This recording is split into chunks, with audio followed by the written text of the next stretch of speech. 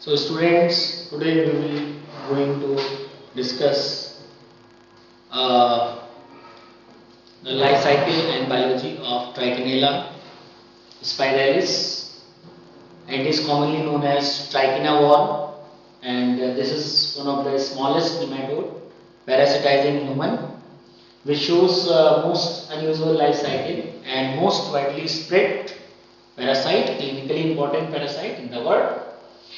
Trichinella spiralis actually it is found in the tissues, nematode, and it is causative agent of a disease known as trichinosis, and it was discovered and observed first of all in 1821 in the muscles of a patient, autopsy by James Paget, and in 1835 Owen described the encysted larval forms in the muscles, and the major source of human infection was shown to be consumption of inadequately pork meat, so that the consumption of the pork is the major source of infection. So in fact habitat, adult form found in the mucosa of small intestine, duodenum or jejunum of pig, bear, rat or man. Encysted larvae are present in the striated muscles of these hosts. There is no free living stage. In the 2010, an outbreak occurred in Uttarakhand, and in this, pupils, it affected 18 pupils eating roasted beer, wild beer meat in Uttarakhand. So anterior half of the body in this parasite is thin and pointed. It is well adapted for burrowing into mucosal epithelium. Posterior end of the male has one pair of pear-shaped clasping papillae. These are known as clasper, and they are used to hold female worm during mating time. Female worms, these are viviparous, and they discharge larval stages instead of eggs. Life cycle of adult worm is very short, and larvae L1 larva in factory stage, and these larvae become encysted in the striated muscles, as you can see in the picture, and this larva is coiled, forming a cyst. Therefore, it is known as spiralis. Now, life cycle, it has direct life cycle. It completes all stages of development in one host. Optimum host is pig, alternate host is man, and infection can pass from pig to pig, rat to rat, pig to rat, and man is considered as the dead end of the parasite, as the cysts in human muscles are unlikely to be eaten by another host. Now in this slide you can see that the infective form is the encysted larva found in the muscles of pigs and other animals. Mode of infection is that human being acquire infection mainly by eating raw or undercooked pork or inadequately processed meat products, and when such meat is eaten without cooking, then the cysts are digested by gastric juice and larvae stages are released. Excision take place in the stomach, duodenum and jejunum, and these larvae immediately penetrate the mucosal epithelium. They undergo molting 4 times and they develop into adult worm parasite, and here male dies after fertilization, and female worms start egg laying. So female parasite give rise to about 1000 larvae, and these larvae enter the intestinal lymphatics or mesenteric venules, transported into the circulation and different parts of the body. Now pathogenicity and clinical features are, there are three stages: enteric invasion, larval migration and muscle encystment. Enteric stage asymptomatic, heavy infection can be life threatening, but symptoms starts during the first week of infection. Here you can see that the invasion of the gut by large number of parasites can produce watery diarrhea. This is one of the most common feature of this disease. And other symptoms are abdominal pain, constipation, nausea and vomiting. This can be observed during the infection of the parasite. Now in, in second stage, that is the stage of larval migration. In this, hypersensitivity reaction take place, and migrating Trichinella larvae, they provoke a marked local and systemic hypersensitivity reaction with fever and hypereosinophilia is there. Periorbital and facial edema can be observed in the patient. Migration to heart, central nervous system and lungs. These all symptoms are very common in the lifestyle, in the pathogenicity of Trichinella. Now third stage is this, that it occurs after 2 to 3 weeks of infection, and common symptoms are myositis with myalgia, muscles edema and weaknesses, and the most commonly involved muscles are extraocular muscles, followed by biceps, muscles of jaw, neck, lower back and abdomen, diaphragm. So these all the pathogenicity. And now diagnosis. There are two methods. Direct method is done by muscles biopsy, genome diagnosis, then stool examination. They may demonstrate adult worms and larvae. Indirect methods, history, if there is a consumption of raw and inadequately cooked pork 2 weeks earlier, then there are chances of infection of this parasite. Now indirect method, serology, detection of antibody by some technique such as ELISA, blood examination. Differential blood count shows the eosinophilia 95%, and Beckman intradermal test, it remains positive for years after infection. Radiological examination, calcified cyst can be observed. Then PCR. These are all methods for diagnosis.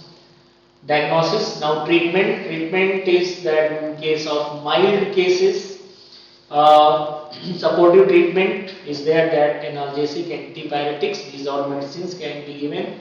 Moderate cases, albendazole and imidazole, these all drugs can be given. And in severe cases, glucocorticoid like prednisolone it is given in the trichinosis. Now prophylaxis, proper cooking of pork, and most effective method is to stop the practice of feeding pigs with raw garbage. Now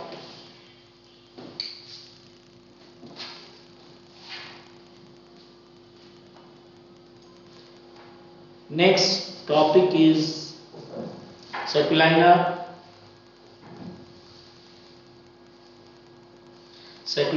and Musca domestica. Yes, Serculina and Musca domestica, it's biology and life cycle. So we will begin.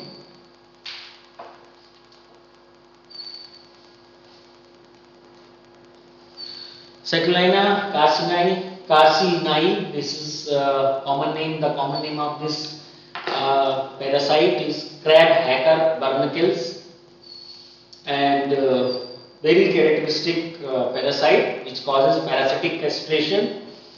And this species is the parasite of a special crab, and host is green crab, and it is found in the coast of Western Europe and North Africa. So, Seculina carcini, it is found attached to the abdomen of the crab, and it affects the consumption rates by human being. This parasite is without gut or appendages, not even reduced one, but get nutrient by with the help of some root-like processes, because these processes enters in the tissues of their crab host. Now the first stage larva is Nauplius larva, because life cycle of this parasite starts with the Nauplius larva, and it is characterized by the absence of mouth or alimentary canal. It undergoes 4 molting, and there is a fifth larva in star is formed, and it is known as cypress larva because it has resemblance with the genus Cypress. Now, in Cypress larva, which attaches to a suitable spot on the substrate by its antenude, with the help of antenude, and it metamorphoses to the adult form. The halves of the carapace become mental, and it secretes calcareous covering plates. इसको pause कर सकते हैं? नहीं, pause नहीं कर सकते। Pause नहीं कर सकते।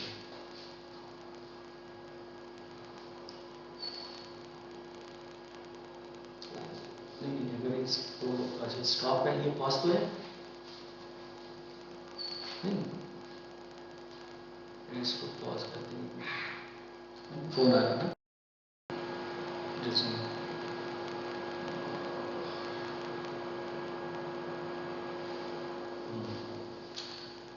So Cypress larva of Seculina, it attaches to a decapod with its antenude, and after differentiated structure, it invades swimming legs and muscles, and these modifications remaining peculiar larva from which it it is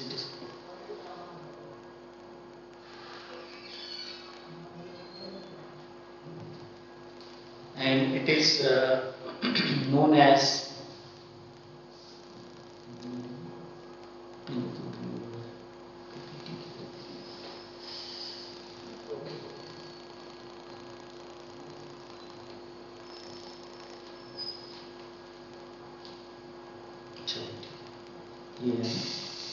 यही problem करता है।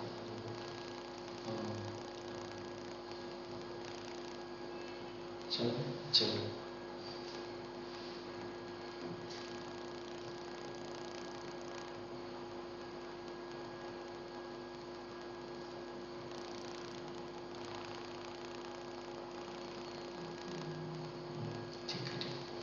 So Kentragon larva contain only an undifferentiated cell mass, and cell mass within actually injected into the immune of the crab at the base of a seta or other vulnerable spot where the cuticle is thin, and the mass of cells in certain species only a single cell migrate to a site just dorsal to the ventral nerve cord and begin to grow.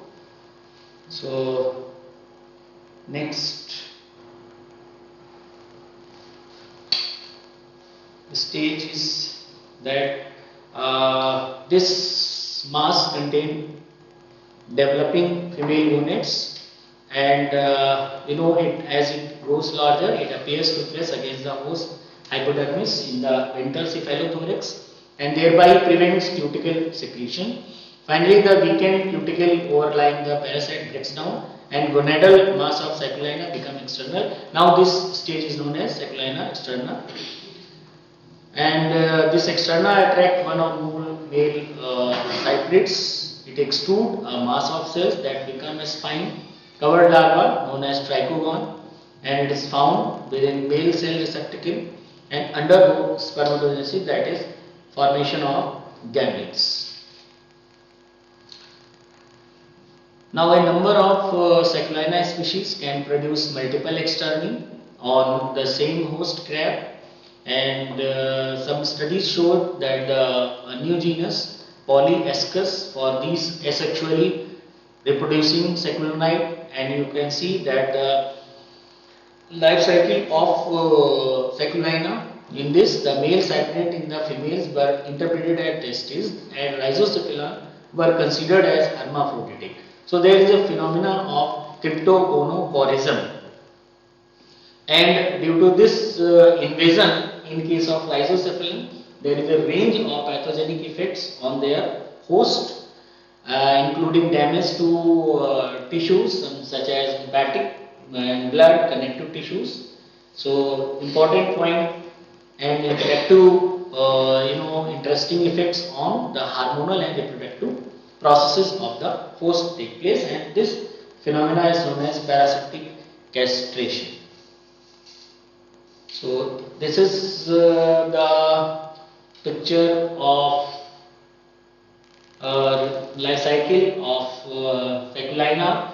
In this case, you can see that the external portion of Seculaina on host crab and nauplius larva parasite is released, and then it is transformed into cypress larva, and then finally tetragone larva. Tetragone larva penetrates at base of seta. It injects cells, and embryonic cell mass begins to grow, and finally Seculaina tissue growing on crab nerve cord, and finally external portion of Seculaina on host crab take place, and male cyprid enters externalized female. So this is the life cycle of Seculaina, which causes parasitic castration. And in case of when a male crab is infected with the Seculaina, then various degrees of feminization appears in this host, and it includes a broader or more completely segmented abdomen and alternation of pleopods towards the male type. And here you can see that the parasite begins to release its larvae. The crab performs spawning behavior, and the parasite releases pheromones which elicit larval release behavior in the host crab. So these are castrated and feminized. Male crabs also display appropriate maternal behavior, and nuclei of the parasite are released into the current created by its host. So this is all about for life cycle and biology of Seculaina. Now second life cycle and biology is Musca domestica, and this is one of the most common domestic flies. Its body is divided into three parts: head, thorax and abdomen. Head is hemispherical in shape, as you can see in the picture, and bears two lateral compound eyes. Three simple eyes ocelli are also there, and two small and mobile antennae are there in the head region. Thorax is provided with three segments: prothorax, mesothorax and metathorax. Thoracic segment bears a pair of lateral legs, and mesothorax is provided with a pair of wings. Prothorax bears a pair of spiracles close to the wings. Abdomen consists of 10 segments, and first remain undeveloped. 6 to 10 segments are very small, and segment 3 to 5 are normal. And in case of female housefly, these segments are transformed into ovipositor to help in the reproductive process, but in case of male, they serve as external genitalia. 9 segment provided with a pair of clasper for the copulation. Now mouth parts, these are sponging type, and you can see here that these are adapted for sucking liquid or semi-liquid food like a sponge. Life cycle, if you can see that the life cycle of housefly, here you can see that the copulation take place in the summer season and rainy season from March to October, but most frequently during August and September. Oviposition, that is 4 to 5 days after copulation, female fly starts laying fertilized ova or eggs, Eggs are laid in small cluster inside semi-solid decaying matter, for example, dung, horse manure, human excreta, decaying fruits and vegetables, etc. These are the something structure matter on which eggs are laid. About 100 to 150 eggs are laid at one time. About 500 to 600 eggs are laid in a single female fly. Now eggs and their hatching. Eggs shiny white, about 1 mm long, slightly curved and elliptical in shape, with one end somewhat broader than the other. Each is dorsally marked by two long and curved rib-like longitudinal thickening or ridges.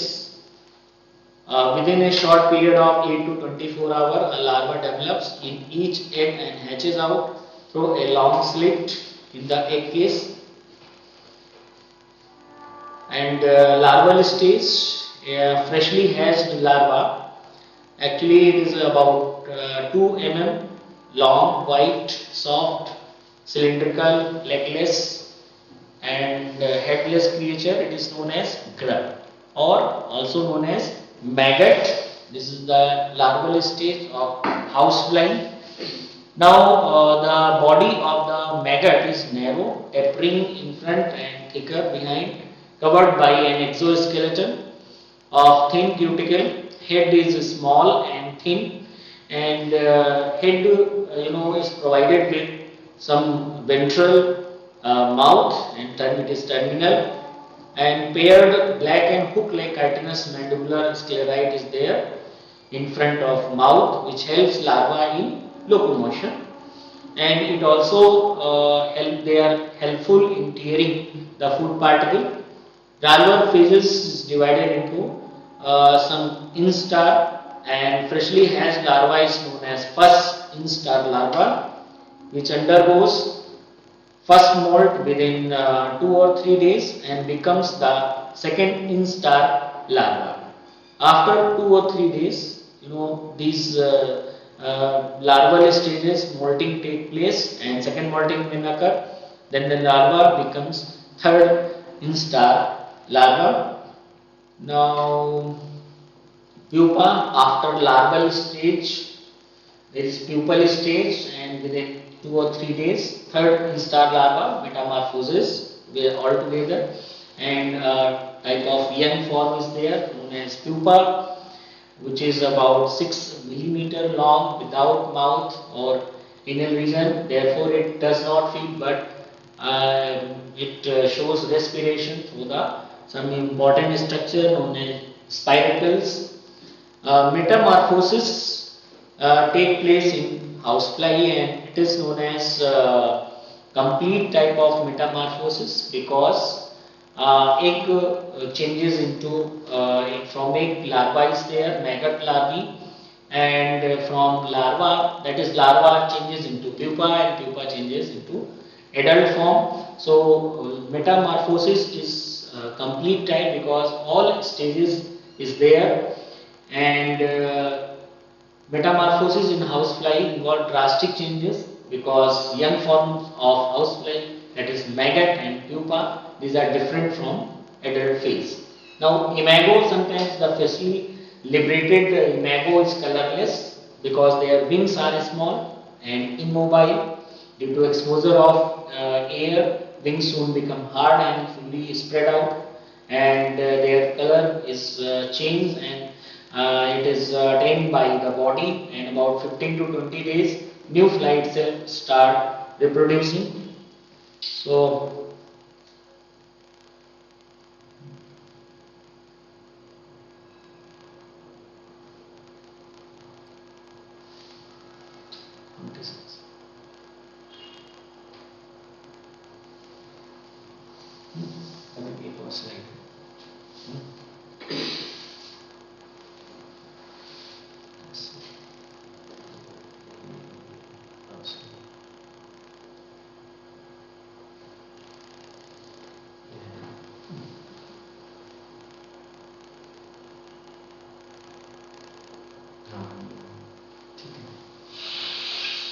house fly as vector, and uh,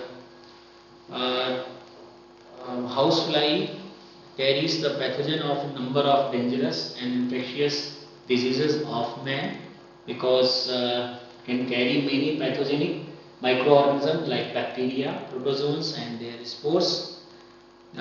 Sometimes these flies are very dangerous, because they can carry pathogens of many fatal diseases, and these diseases may be dysentery, anthrax, diarrhea, typhoid, tuberculosis, cholera, etc. As you know that cholera is causal organism for this. Vibrio cholerae. Dysentery is Entamoeba histolytica.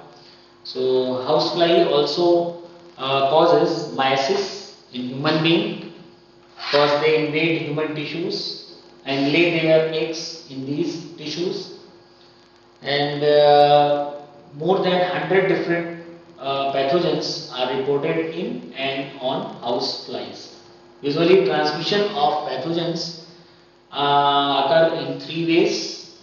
First, pathogen may stick to their body parts, especially at their legs and proboscis, and second, pathogens are deposited along the vomit drop onto the food, because their mode of feeding is sucking the food after liquefaction in saliva, which is regenerated.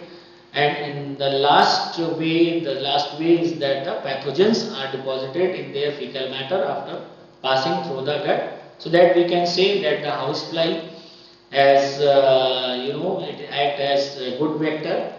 And in the previous slide, पहले वाली नहीं आ रही, पहले इसके पहले वाली, अच्छा यहाँ से आ जाएगा, हाँ ठीक.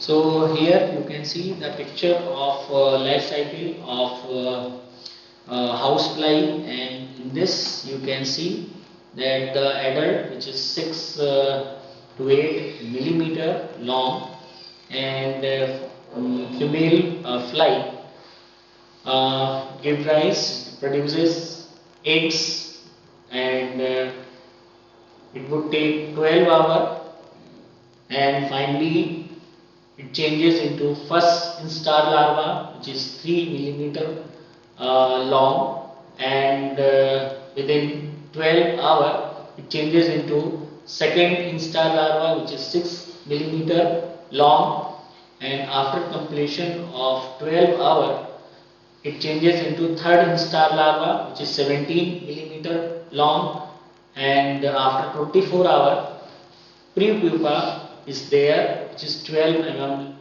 long, and from this prepupa, within 2 days pupa is produced, and from pupa adult comes out.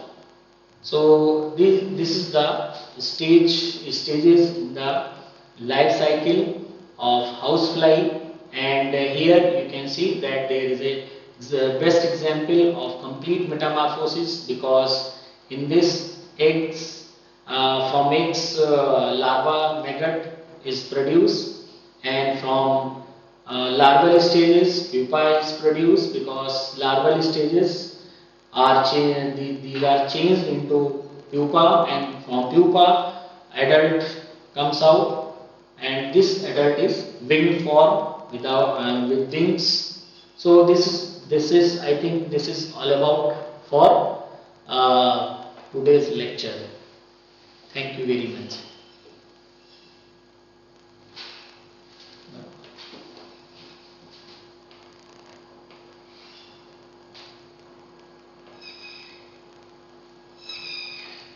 थोड़ा और कोई स्लाइड को डिस्क्राइब कर दें. इतने फोन आ रहे हैं.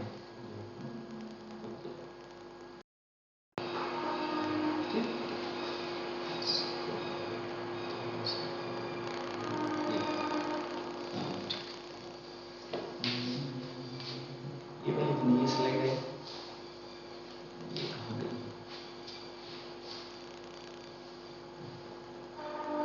वो कौन सी?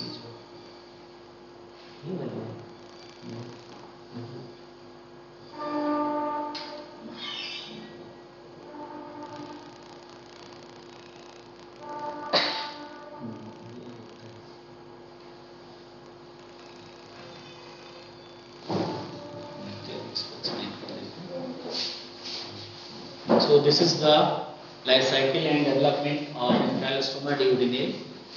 So here you can see that the adult produces eggs having 4 cells, and development in the soil within 24 to 28 hours, and eggs passes from the fecal matter, and these eggs contain, in the soil, first stage juvenile, and which is present inside the egg capsule, and after hatching of the first stage, from first stage there is a larval stage. This is known as first stage juvenile or rabbitiform larva in case of Ankylostomata duodenale, that is hookworm, and this juvenile or rabbitiform larva becomes set free, and first molting within 48 hours. It produces the second stage juvenile larval stage. So first stage is known as rabbitiform larva or L1 because it shows the resemblance with the Rhabditoid genus, and this second molt occurs between 5th to 8th day, and finally third stage juvenile or strongly formed larva is produced, and it is also known as filariform larvae because this stage shows the creeping eruption phenomena, and for example, this is the case of creeping eruption where infections occurs when the man walks barefooted on the soil contaminated with fecal matter. So this is the case of creeping eruption, and these larvae enters inside the tissues of the foot, and when they comes in the contact of the soil, so larvae can enter in the body through the soft hands, palms, especially in case of gardeners and miners. So infection also can take place by drinking contaminated soil containing filiform larvae.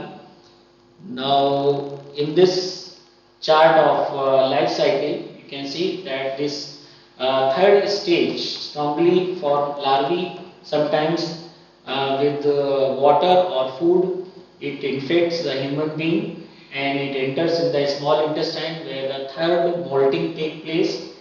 But mostly this larval stage, by showing creeping eruption, infection take place by the skin penetration, and upon skin penetration, larva enters in the lymphatic vessels, that is lymph vessels, and it enters in the blood circulation, that is veins, and it enters in the heart. After heart, it enters in the lungs, then alveoli, then trachea, then esophagus, and finally it settles down in the small intestine, so that in the small intestine third molting take place, and where last and fourth molting also take place to become adult, this parasite. So this is the life cycle of hookworm of man. Now you can see the pathogenicity or clinical features. In case of pathogenicity, larva causes ground itch, and you can see that the filariform larvae is present. It enters in the skin. They cause severe local itching, and rashes develop, which later become vesicular, and these are found when the large number of larvae try to penetrate the skin, and most common infection with the Necator than the Ankylostoma. Now larva also causes creeping eruption or cutaneous larval migraines. It is a condition in which the filariform larvae wander about the skin and produce a reddish itchy papule along the path traversed by them, and it is most common in infection with animal hookworm than the human hookworm. For example, Ankylostoma brasiliensis. Larva also shows the respiratory manifestation. For example, it occurs when larvae breaks out of the pulmonary capillaries and enter the alveoli, and it manifested as the bronchitis or bronchopneumonia. Rarely, Doppler syndrome can be observed in the by in the presence of larval stage. So, in case of hookworm infection, adult worm is there and it is responsible for a disease known as hookworm disease, especially of intestine. And in case of adult worm, it sucks blood leading to microcytic hypochromic anemia, and patient develop epigastric pain, vomiting, dyspepsia, diarrhea. Due to this, stool become reddish or black in color. Symptoms that the dizziness is there, dry brittle hair, and these all anemic condition leads to cardiac failure. So these all symptoms are caused by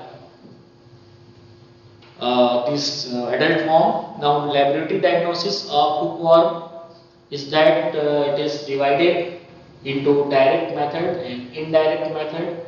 Direct method is done. These methods includes demonstration of eggs in fecal matter by direct microscopical examination, or by concentration method, or in duodenal aspirate. Now, demonstration of adult can be done that the worms are present in the fecal matter, or specific diagnosis with the duodenal aspirate, stool culture by some special method, indirect method by blood examination, microcytic hypochromic anemia and eosinophilia, stool examination, demonstration presence of occult blood, charcoal leaden crystals are there. Then this is the method for stool examination. Now, chest X-ray can be done in case of indirect method, and diagnosis of the parasite can be confirmed. Now, treatment is there. Treatment is in this parasite, mebendazole is given, and bifenium hydroxyl naphthoate. This is a choice of drug, and broad spectrum drugs. For example, parental palmoate. This is a broad spectrum drug, and some other drugs which can be given for the treatment of this parasite, that is thiabendazole, tetramycin, this albendazole. These are all drugs of treatment for the parasite. Now, prophylaxis. If we talk about the prophylaxis, then prevention of soil pollution with fecal matter and proper disposal of night soil and use of sanitary toilets, and then use of footwear to prevent entry of the larva to the skin of the foot. Gloves give similar protection to the hand of farm worker, and treatment of patient and carrier, preferably all at the same time, limit to the source of infection. So, mebendazole is one of the drug that can be given in the infection of ankylostoma duodenale, because parasite is found in the small intestine, especially in the duodenum, jejunum. So, these all drugs are given in the infection of ankylostoma duodenale, that is hookworm. This is very important parasite, as these are known as bursate nematode, and copulatory bursa is present in the male, which it is that there is a marked sexual dimorphism in case of ankylostoma, because bursa is present in the male, and on this basis this parasite can be differentiated from female. The posterior end of the body which is straight, and bursa is used for the copulation. It is supported by some fleshy rays. So, here you can see in the diagram